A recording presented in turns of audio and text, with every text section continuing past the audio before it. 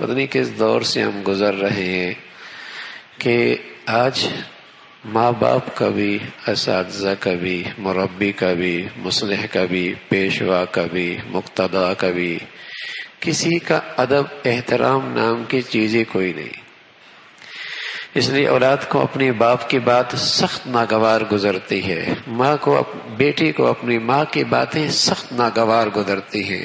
آج کے بچے کو اپنے استاد کی باتیں برداشت نہیں ہوتی، اپنے مقتدی و پیشوا کی باتیں، اس سے ادب جو کو نہیں۔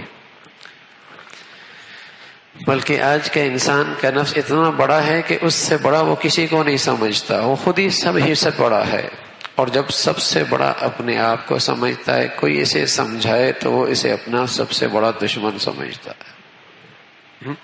ادب نام کی چیز کوئی نہیں، عظمت، ادب، احترام رخصت ہو گئے۔ اس لیے ہر بڑے کی جو اسے سمجھائے، جو اس کی رہنمائی کرے، اس کی بات بھی اسے چبھتی ہے، چبھتی ہے۔ بلکہ بہت سارے نادان تو یوں بھی کہہ بیٹھتے ہیں اپنے بوڑھے ماں باپ کو، اب ہم آپ کے زمانے کی باتیں کر رہے ہیں، زمانہ بہت بدل گیا ہے، اب دنیا بہت بدل گئی ہے، آپ کے زمانے کی باتیں کر رہے ہیں۔ جس ماحول سے ہماری نسل پڑھ کے جا رہی ہے نا، تو سچ بتاؤں وہاں ادب کا کوئی خانہ ہی نہیں ہے، وہاں ادب نام کی چیز ہی کوئی نہیں ہے۔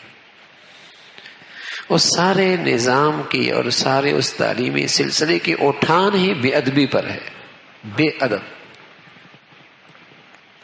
اس لیے کسی کی باتیں برداشت نہیں ہوتی، ناگوار۔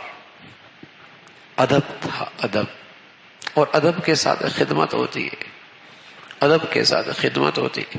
ایک لحاظ ہوا کر، باپ نے کہہ دیا نا، بس باپ نے کہہ دیا، ماں نے کہہ دیا، بڑے نے کہہ دیا، ہاں، ایک لحاظ ہوتا تھا، پھر وہ خون ہو جاتے تھے اس کے جذبات کو، لیکن اس بات کی لاج رکھتا تھا، اس کا لحاظ رکھتا تھا۔ بڑے نے کہہ دیا، بڑا دیکھ لے گا۔